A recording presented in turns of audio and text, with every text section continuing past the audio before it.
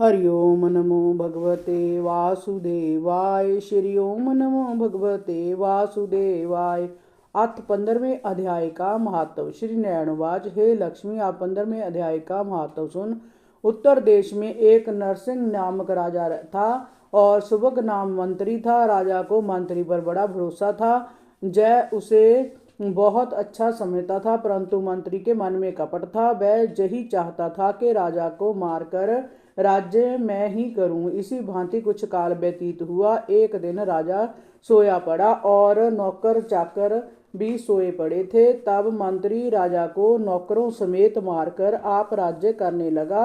राज्य करते बहुत काल व्यतीत हुआ। एक दिन वह भी मर गया। दूत जमराज के पास बांध कर ले गए। धर्मराज ने कहा, हे जमदूतो, जय बड़ा पापी है, इसको नरक में डालो। हे लक्ष्मी, इसी प्रकार वह पापी कई नरक भोगता भोगता धर्मराज की आज्ञा से घोड़े की जोनी में आया। संगल द्वीप में जाए घोड़ा हुआ। घोड़ों का एक सुदागर उसे मोल ले तथा और भी घोड़े खरीद अपने देश में आया। तब एक सुदागर ने उसे मोल ले तथा और भी घोड़े लाया है। तब राजा ने उसे बुलाया और देखकर उस घोड़े को खरीदा। जब उस घोड़े को फेरा तब उसने राजा को की ओर देखकर सिर को फिरा लिया।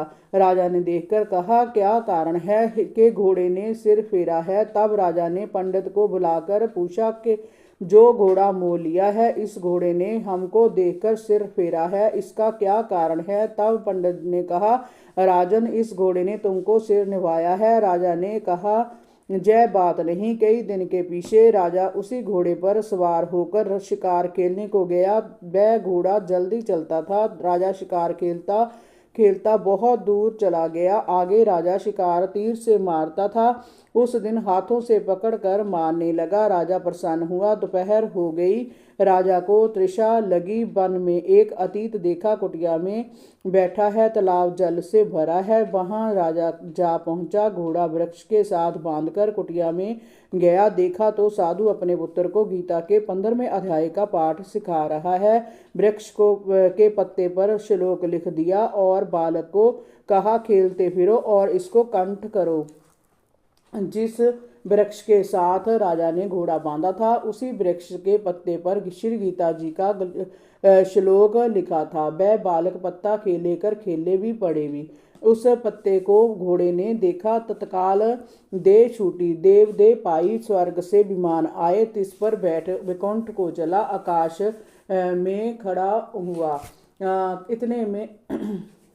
इतने में राजा पानी पीकर बाहर आया। देखे तो घोड़ा मरा पड़ा है। राजा ने चिंतावान होकर कहा, जय घोड़ा किसने मारा, क्या हुआ?